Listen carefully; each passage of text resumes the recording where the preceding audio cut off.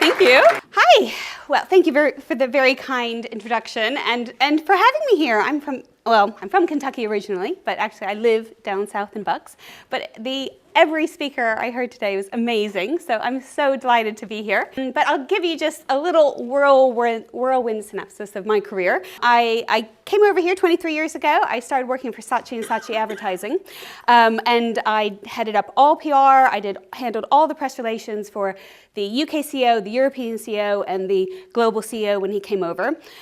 We did massive kind of PR launches. We flew a whole bunch of celebrities down to the Cannes Film Festival, and we did a big PR stunt for a client on the beach, and we had the Brazilian football team come and play against these celebrities. I pitched and had the apprentices come and do a task at Saatchi's, and was on the other end of the phone with Sir Alan Sugar when he chose the winning team. I also pitched for the BBC to come in and do a documentary called Inside Saatchi & Saatchi, which my CEO had told me there has never been a positive documentary made about an advertising agency. So if this is negative, you are fired. I'm like, all right, it's on me. And I think to this day, it's probably the most positive documentary about an advertising agency still. And so then I went over to the BBC.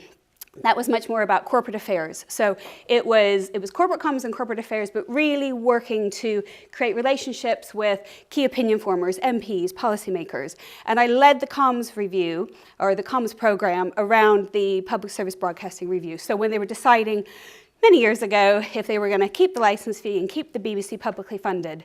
So we worked very hard to create great relationships, but also to harness key opinion formers to champion the BBC. We did small VIP events with the likes of Sir David Attenborough, who's amazing, and Stephen Fry, and we were very, very successful.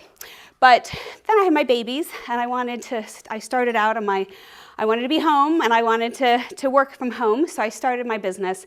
And I used everything that I'd learned at Saatchi's and the BBC, and I applied it to small to medium-sized businesses. Because actually, all of those key skills, understanding how to create those relationships, understanding your audience, really working with key opinion formers, and of course, harnessing the opportunity that social media is, can help you, no matter what size your business is, no matter how big your budget is, be successful, reach out there, and drive growth online. So I work with businesses, I handle social media accounts for clients all over the world, but what I really love doing is courses and workshops and helping people, give them the tools and the resources and the support to be successful. I believe anybody can be successful with those three things. So today, I'm talking about the 50 Shades of Social. I warn you, I take this metaphor way too far, but you know, I'm the afternoon slot, so you gotta bring out the loud American with a fun topic to keep everybody awake. But there's lots and lots of layers to social media. And we've all talked a lot about this today, actually, and how hard it is. And what I hopefully, in my whirlwind tour, I am going to show you how to ensure your social media attracts the right audience, because it's about the right audience. This isn't about millions of followers. It's making sure that the people who are following you are the ones that are going to buy from you. They're the relevant audiences.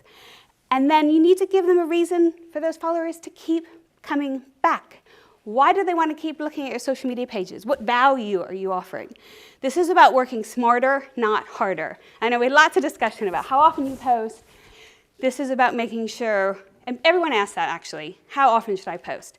And I always say it's as often as you can manage it, because you're busy business owners, but you want to make sure that what you do packs a punch, that you're working smarter, not harder, that what you do is high quality, it's engaging, it's bringing in that conversion. So it's prioritizing, but it's really kind of putting in a bit of that thinking in advance as well. But look, we all know social media use is growing. I mean, 75% of the world is using social media, over 5 billion people. 44% of people prefer to learn about new products through video. And I think this is a really interesting fact. 69% of online shoppers who use Meta platforms weekly made purchases after seeing personalized content. People are discovering brands, they are buying using social media. Everyone always comes to me and says, well, Katie, my business is word of mouth. I get business because someone recommends me. Yes, but that's all happening online. People are tagging you. So yes, you don't have to be on LinkedIn that often, but if you're really good at your job, your clients, like Eleanor, who's amazing, her clients are tagging her saying, she's an amazing copywriter, see, go to her. It's all about making sure you're easily discoverable, you're engaging with the right people, you're connecting, you're using the algorithm to connect you with the right people, which we're going to talk about. But what this chart says, 1 billion people on LinkedIn, 2 billion people using Instagram, 3 billion on Facebook, 1.5 billion on TikTok, and that is growing quickly. This means that it is a cluttered world, a cluttered landscape. It's harder to be seen, but not impossible if you know what you need to do. Yes, reach has dropped across all the different social media platforms because as you have more and more people, it's harder to become visible. It's harder to get that reach that you could maybe even 5 years ago, even a couple of years ago. So you've got to work smarter, not harder. Now, you've got 3 seconds to get someone to stop scrolling and look at your post.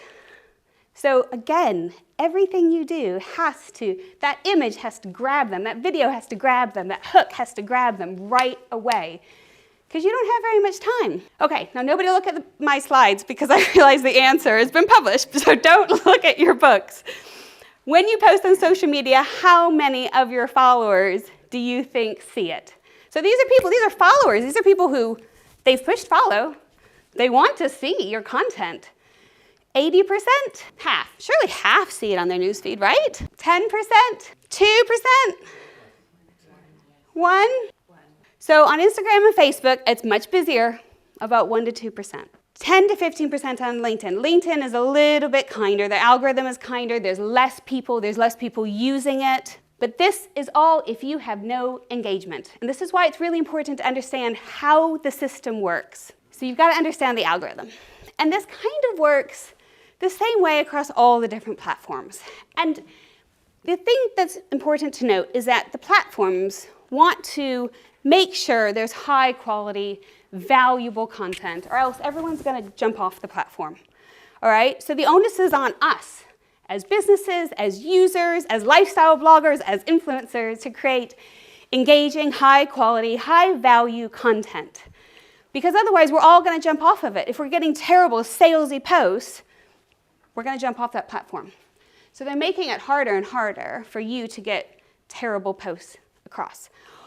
Also, the platform, the algorithm's job is to make sure the right content goes to the right people. And because you don't want to be seeing, if I'm not looking at getting married, I don't want to be seeing posts with wedding dresses, do I?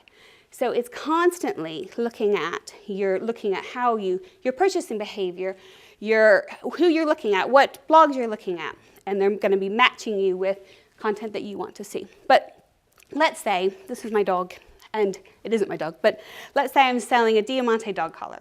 So this is the most beautiful Diamante dog collar you have ever seen. So, and this is it's a static post. So it's just, I put my picture up, I have a great hook. Is your pooch dressed like a queen with my beautiful product? No one sees it. So, you might go out 1 to 2% of my followers. But then someone sees it, and they're like, this is the most amazing Diamante collar I've ever seen. I've got to tag my best friend. Because our dogs need to have matching collars. So what happens is you're saying to the algorithm, this is a really highly valuable post. It's so valuable, I'm recommending it to my friend. I'm tagging my friend. I'm sharing it on my stories. I'm sending it in Messenger. So the algorithm is clocking this. And so all of a sudden, it's like, there's this frenzy of activity. Likes don't mean very much. Comments are a highly weighted action. That's saying, if you comment, and especially if you're tagging, that's a highly weighted action. So it means that post is going to go out to maybe half of your followers. And then there's such a frenzy, it goes out to all of your followers. But the sweet spot is, if it's such a highly valuable post, if everyone is commenting and sharing, then it will go out to people they think will be like-minded, who match the profiles of the people who are commenting. So what you want to do, ideally, is that you have such a frenzy of activity, you have the right people coming in, and you want the algorithm then, and you want to use all those things like tagging and hashtags to connect with those that profile, that relevant profile of person, so that it pushes, the algorithm then will push that post out and recommend it to people, to like-minded people. And they have all of this data. They're tracking all of, and they bring in third-party data. So they're kind of understanding, what are the blogs you're reading? Are you buying? So for in this instance, have you just bought pet insurance? Do you look at dog reels all day? Do you buy dog accessories? Do you follow hashtags? I love my dog. I love my pooch. My dog in diamonds, If you're following those, if you're connecting with those, you're more likely that this is going to be pushed out to you.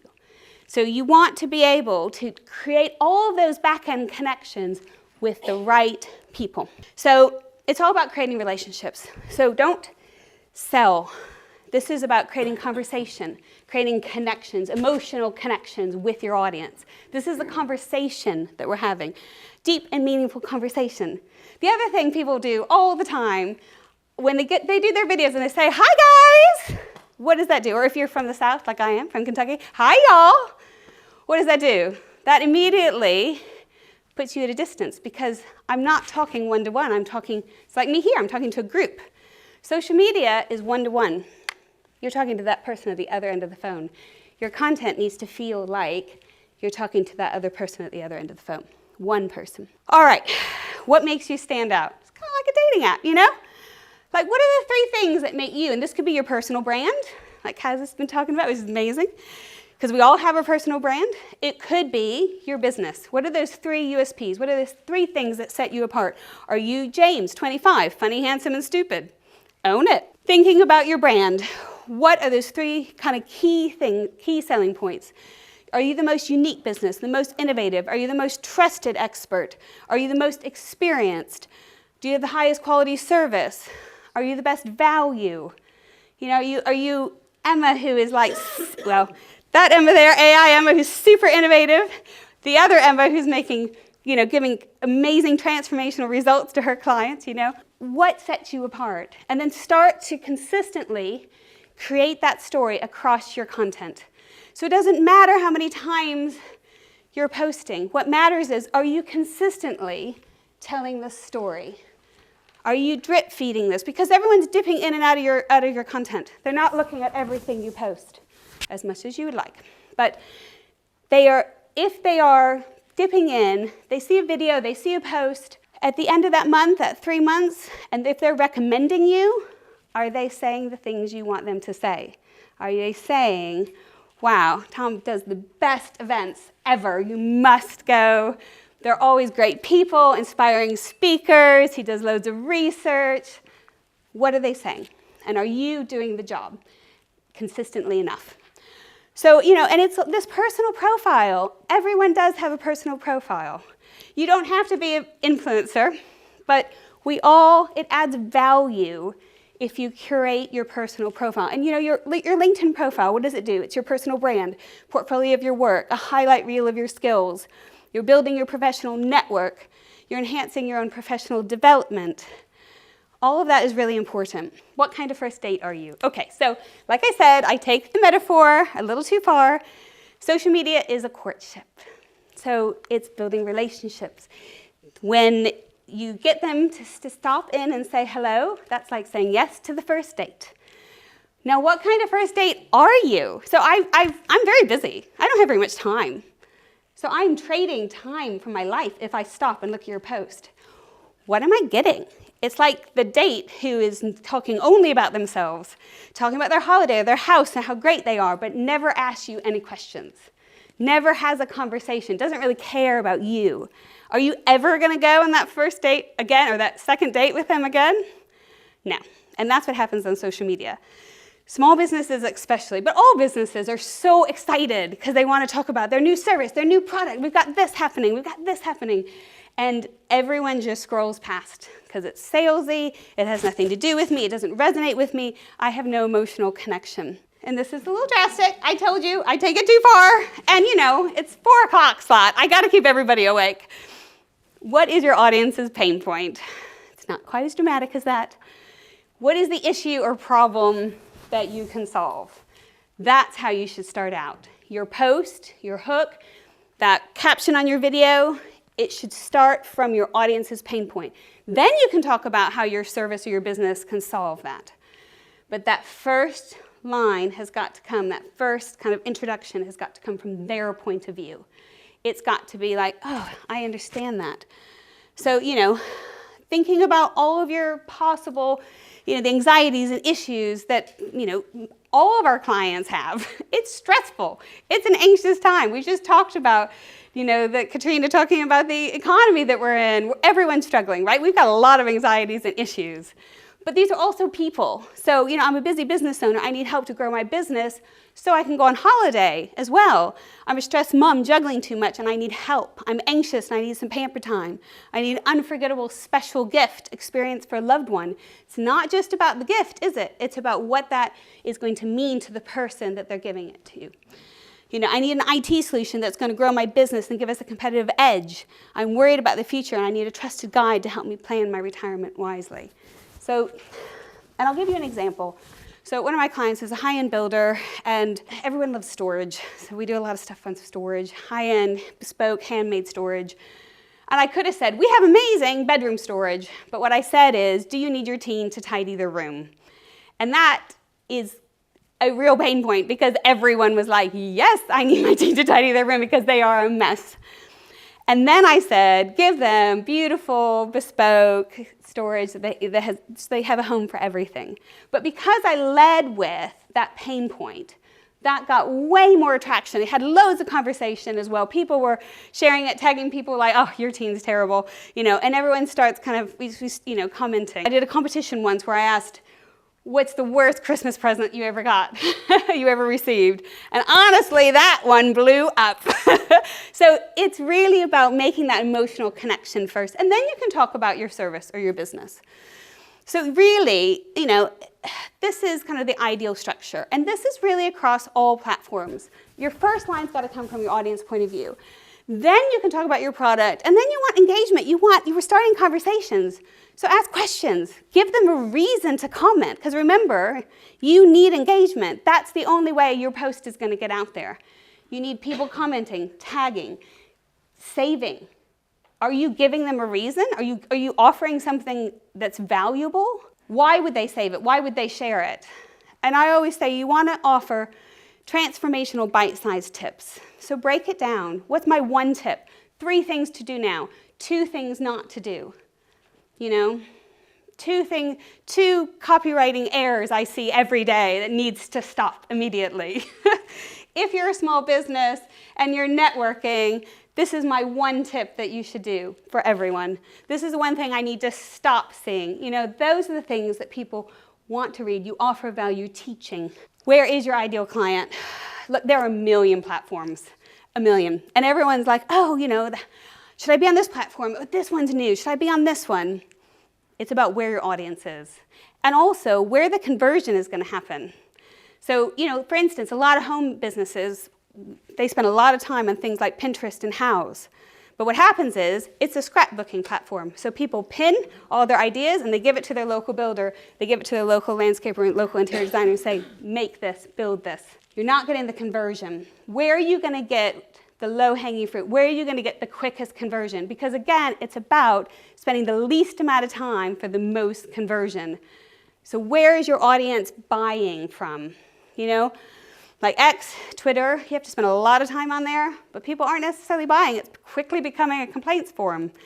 And it depends where your audience is. It all depends on your target audience. And there's loads and loads of B2B, but LinkedIn is definitely an amazing B2B platform because there aren't that many people using it, and there are a million people on it. And there aren't that many people using it well. So it's a really good opportunity. And this is a quote from 50 Shades of Grey, I want your world to begin and end with me. This is how I want you to view your target audience. Everything begins and ends with them. What platforms you're on, what content, how you're reaching out to them, influencers you're approaching, which we're going to talk about in a second. It's all down to who your target audience is. And we've had lots of conversations about that. And actually, some of the AI stuff is amazing. So it's really, really understanding who your audience is. But I'd break it down into 3 categories. So you've got your current clients. And a lot of times people super serve their current clients. They give them lots and lots of information. But they might not be expanding out to new audiences. Also, they might not, and that was discussed in the panel, you might not be upselling those current clients. Those are the easiest ones because they're already fans. So what are you offering them? What reasons are you offering them to come back to you, to keep looking at your posts, to recommend you? What value are you offering them? You know, if I already know what you do, I've already, bought a picture frame from you, why do I want to keep coming back to your social media? So what value are you offering your current clients? And then how do you get into new audiences? And that's the difficult thing. And there's lots of different ways. Competitions, you ask someone to tag a friend that's using your existing network and that you're getting them to leverage their audience. Or maybe you're sharing in LinkedIn groups or Facebook groups in the right way. Maybe you do advertising. Advertising is a really brilliant way of retargeting people. You can retarget anyone who's engaged with any of your social media, your website, and you can create lookalike lists. So there's lots of ways in which you can get those new audiences, but there's different strategies. So you've got to be really focused on who those audiences are. And then influencers, and this is really important.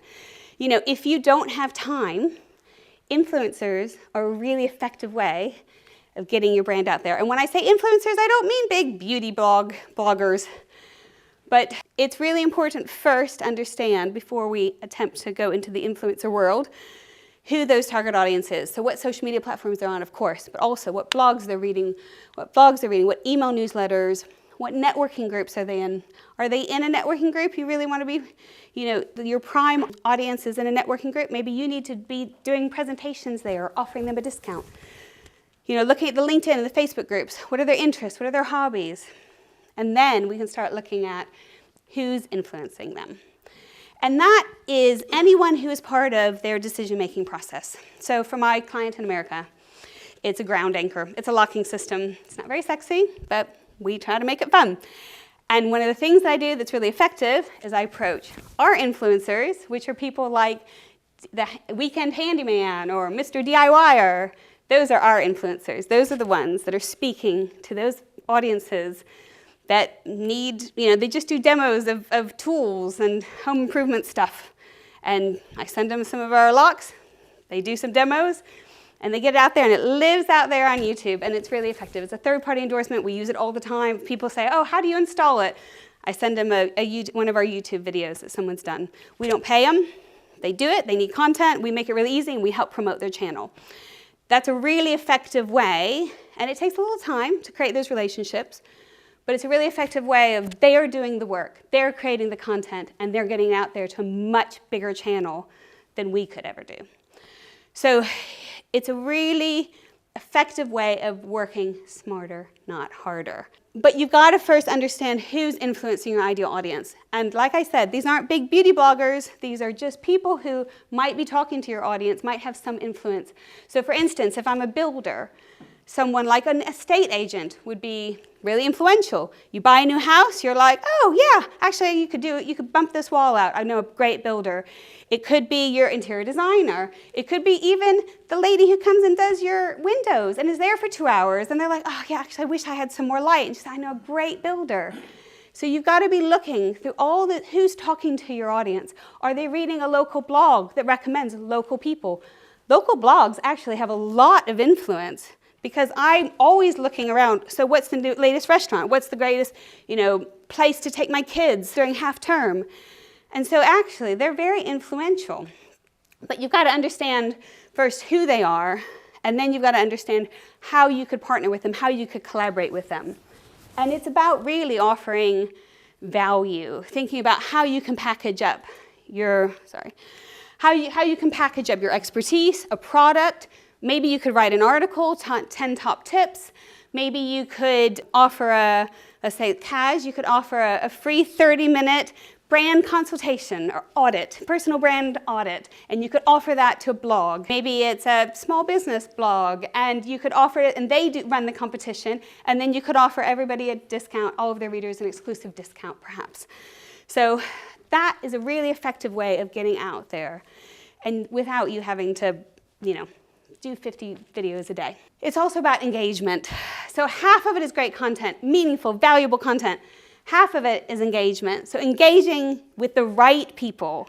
And I always say, you've got to just engage 10 minutes a day. Pick your 5 to 10 influencers, people that you really want to comment back, people that it would move your business hugely forward if they shared your post. Comment on, and this is a little tip, try it today, comment on at least 3 other influencers before you post. And you'll see a 20% boost to your post, apparently. But basically what happens is, if you comment a meaningful comment, then what happens is, and then you post, what happens, the algorithm then clocks that you've had an instant or a recent interaction. So you comment, say, oh, I love this product. Oh, it's amazing. I've bought it. It's fantastic. And then hopefully they've talked to someone like me and they comment back. So you have this great connection. The algorithm clocks that. You then post. So it's more likely that the algorithm will put your post on their news feed. And because they're human beings and you've just left this really lovely comment on their post, they're probably going to notice your post and then comment back. So it's a really effective way of creating the right relationships. But again, this isn't a shotgun approach. You can't do this to everyone. So you've got to really be strategic in who you're trying to create relationships with. You want to respond to comments as well. It's all about that engagement.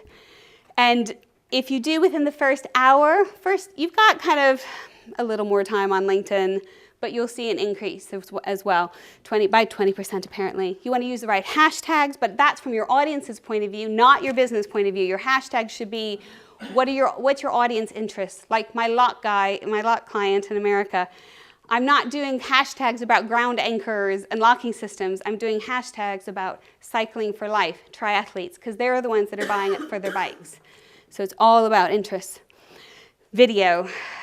Now, I know when I say this, everyone's like, I don't want to do it. But video is an excellent way of getting that engagement, instant engagement. It's also a really good way of getting a lot of information across in a really short period of time. You're building relationships. We're getting people to know you. And I think this is such an interesting stat. Did you know users will retain 95% of a message watched on a video as opposed to 10%? It's really effective if you use video for many reasons. Now, okay, how many people are Beyoncé's? Any Beyoncés over there? I thought so. I feel like Eleanor might be Beyoncé. Okay, how many people are like this? And that's okay. And you don't have to be a Beyoncé. Most people are somewhere in between. But what about if you did something like this? Have it be part of your day. Like today, do a little time-lapse video, take pictures, create a little reel with music to it. It doesn't have to take you long. You know, if you don't want to be in it, you can write something. I saw someone who was changing jobs. They were Coca-Cola, I think. It was really effective. They just wrote X Coca-Cola and then wrote on the business card on to better things or something. And that was watched, I don't know, hundreds of thousands of times. It was such an effective way of saying they were leaving.